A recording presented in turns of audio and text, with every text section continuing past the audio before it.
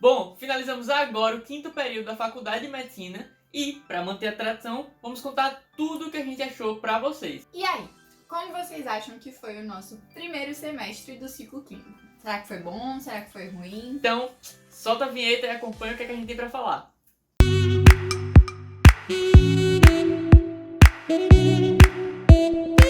Bom, mas antes de começar o vídeo, não se esquece. Se você não é inscrito, por favor, se inscreve no canal que isso ajuda muito.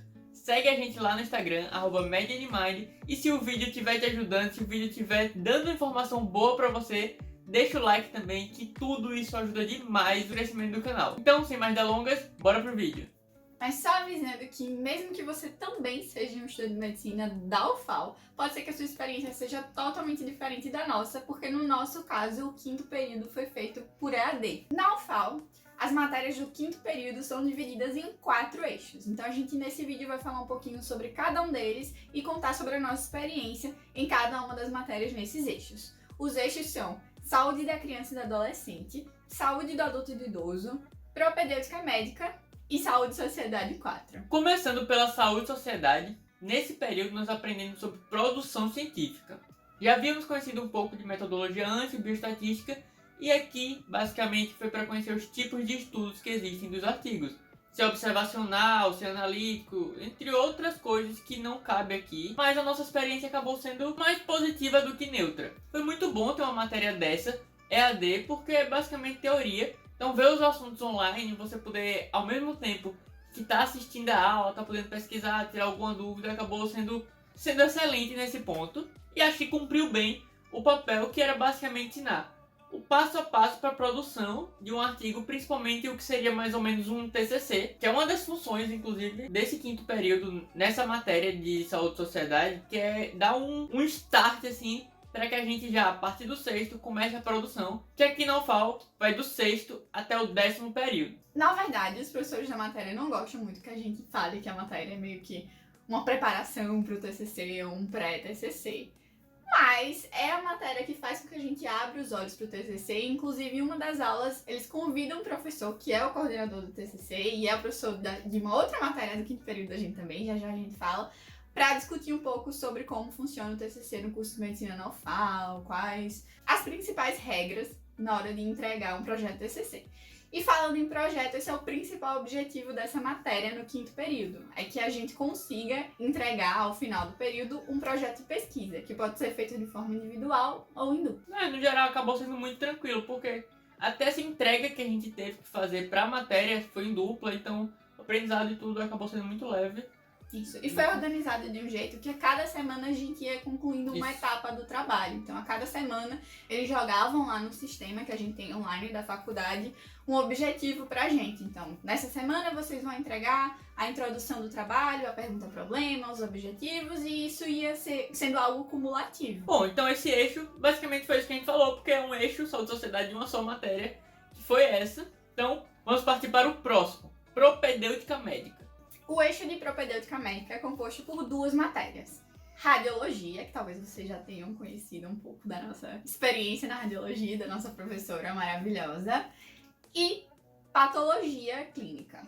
Patologia clínica é a matéria em que a gente começa a aprender um pouco mais, basicamente, sobre exames, principalmente exames laboratoriais. Então, ela é dividida em 2 partes e cada parte fica com um professor. Então, a primeira parte a gente tem aula, inclusive, com um professor que é hematologista e é focado muito nessa questão de análise de hemograma, e leucograma, e plaquetograma. Já a segunda parte, a gente vê mais coisas diferentes. Essa parte é com uma professora que é médica, patologista, e a gente vai aprender um pouco sobre exame de urina, sobre análise, outros exames laboratoriais que normalmente você já fez alguma vez na vida. Quando o médico pede exame de sangue, às vezes ele pede uma série desses outros exames. Então, avaliar a glicose do sangue, algumas outras proteínas, enzimas também. No início da matéria, eu acho que houve um choque por boa parte dos estudantes, porque o primeiro professor que assumiu a matéria, ele gosta muito de um estilo de aula por metodologias ativas.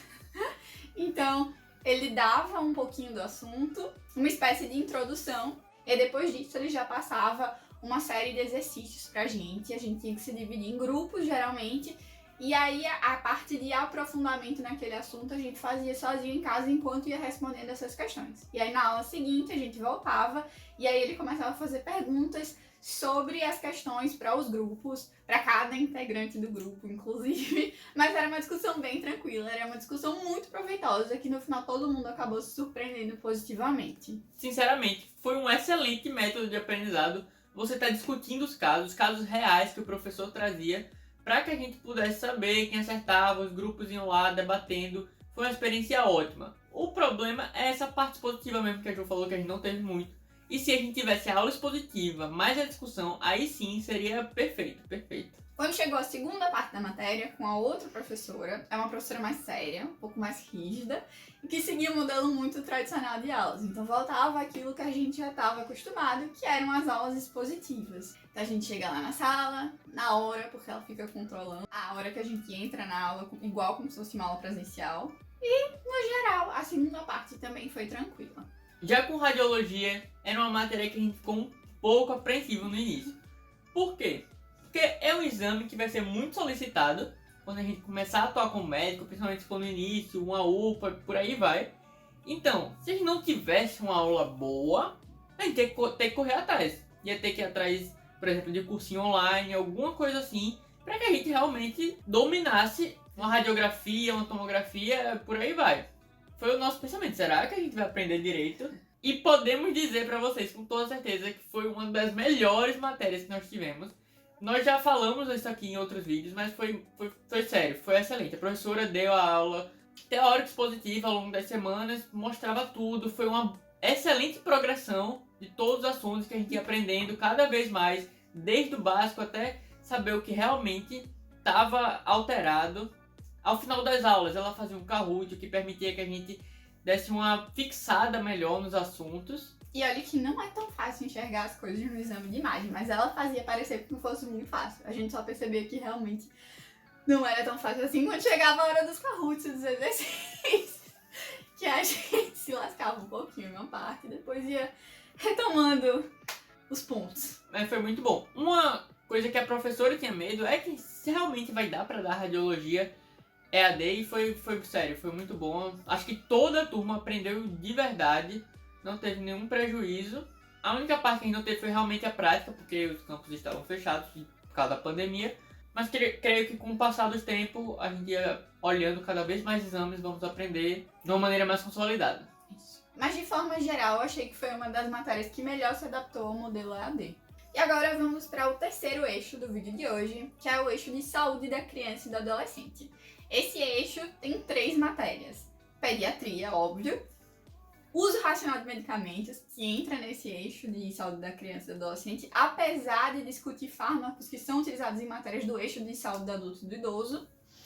E, por fim, genética médica. Começando por uso racional de medicamentos, que seria basicamente farmacologia, nós aprendemos os fármacos do sistema cardiovascular, sistema endócrino, sistema respiratório e ainda os contraceptivos hormonais. Sinceramente, não tem muito o que falar, foi uma matéria muito bem dada, que dava totalmente AD, uma matéria teórica que foi muito organizada pelos nossos professores, então temos comentários, foi realmente... Como a maioria dos princípios básicos de farmacologia a gente já tinha visto durante o ciclo básico em si, acho que o nome dessa matéria fez muito sentido agora no ciclo clínico, que é de fato ensinar a gente um uso racional desses medicamentos, então ensinar bem pra gente quais os principais efeitos com outras medicações, como exatamente, que consequências isso pode trazer para um paciente. A gente teve uma aula de prescrição de medicamentos também aqui.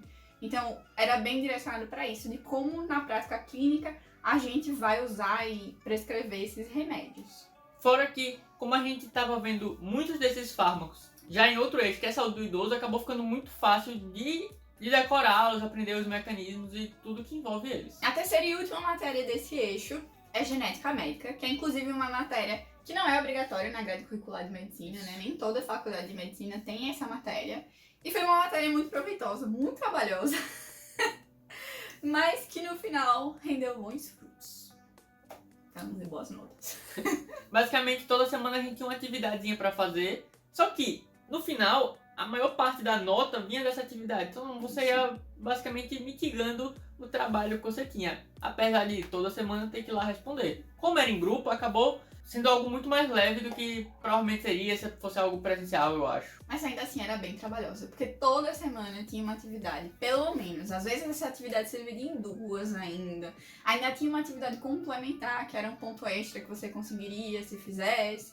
E aí, enfim, trabalho, mas como o Nick disse, era algo que a gente ia construindo a nossa nota aos poucos, era algo que fazia com que a gente fosse consolidando os assuntos que eram ministrados na aula também progressivamente, então evitava que a gente chegasse e deixasse de lado aquele assunto, por exemplo. E no final, apesar de ter uma prova, uma avaliação, né, ela valia uma porcentagem um pouco menor da nota e a gente já tinha meio que estudado os assuntos conforme ia fazendo essas atividades. Então, no final, como eu falei, rendeu bons frutos. O único ponto negativo é que eles realmente pegavam todo o horário, ia de 7 da manhã até umas 10, 11 horas. Muitas vezes com aula teórica e depois já dava pra gente fazer as atividades. Fora isso. Imagine acordar às 7h30 da manhã, na verdade, antes, teoricamente, né? Porque a aula começava às 7h30 e ficava até meio-dia na aula. Mas os professores eram ótimos, eram muito bons mesmo. E organizados. Muito organizados. Aprenda. Por fim, no eixo de saúde da criança e do adolescente, nós temos a matéria de pediatria. Ela começou basicamente com a turma toda junta, no qual íamos Eu percebi agora que eu acho que eu falei terceira e última, não, antes. A genética. Vocês entenderam. No qual percorríamos alguns locais de atuação, como ambulatório, neonatologia e enfermaria. Cada um basicamente com umas 2 ou 3 semanas de duração.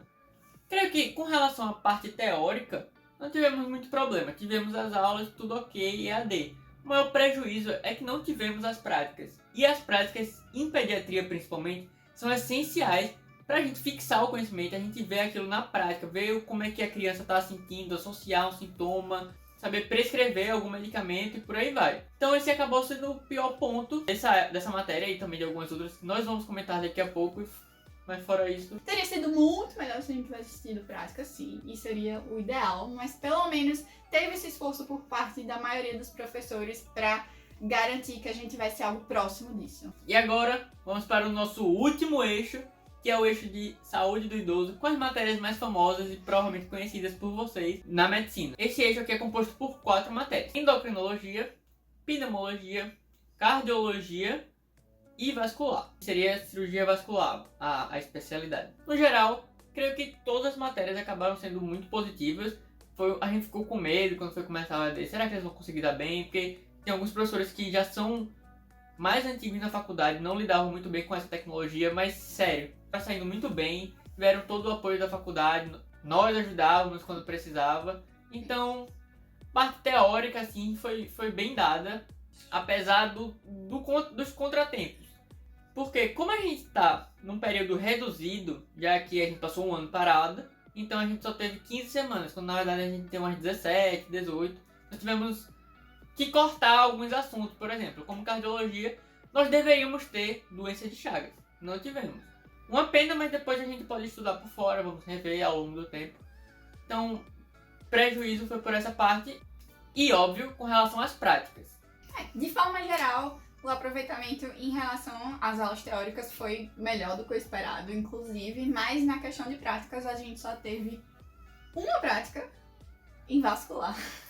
E acho que esse foi o maior problema desse período, porque endocrinologia e cardiologia são duas especialidades que a gente vai precisar muito no futuro, independente do que é que a gente pretenda seguir na medicina. A gente vai atender paciente que tem problema cardíaco, a gente vai atender paciente que tem problema endócrino.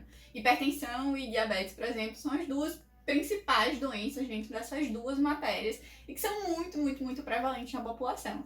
Então, foi uma pena muito grande que a gente não teve a experiência de ir no ambulatório e atender os pacientes dessas disciplinas. Inclusive, a professora falou de endocrinologia que não podia sair da faculdade sem ter a experiência de passar por um ambulatório de endócrino e que em algum momento a gente procurasse ela durante o curso, nem que fosse já no internato, lá no final, para tentar combinar com ela de ir para lá e repor essas aulas práticas. Então, por mais que nós tenhamos tido uma boa teoria, realmente aprendemos, deram endócrino no caso foi bem completo, cardio também tivemos vários assuntos importantes. A teoria só se aprende com a prática, indo lá, atendendo o paciente, prescrevendo, fazendo, como eu disse, a associação da clínica dele com o que pode ser. Então realmente foi um prejuízo, uma pena pra gente, mas teremos que correr atrás no futuro, teremos que pelas ligas mesmo, da Plantão por Fora, eu tô numa liga de endócrino, vou tentar aprender melhor sobre isso, mas vamos ver também no internato. Prescrever para muito paciente que tem diabetes e hipertensão, quando a gente estiver atendendo nos postos de saúde da família e por aí vai. Então é isso, esse foi um resumo do nosso 5º período da AD. No geral, as aulas teóricas foram muito boas, a gente teve muitas surpresas positivas, mas no final ficou esse prejuízo em relação ao déficit de aulas práticas. Então é isso, esperamos que tenham gostado desse vídeo. Se você não é inscrito, pelo amor de Deus, se você não é inscrito, se inscreva no canal, que isso ajuda muito. Deixa o like se o vídeo contribuiu para você, entretenimento, conteúdo de alguma forma. E segue a gente lá no Instagram, @medianimais, que estamos sempre interagindo com vocês. Então é isso, até a próxima!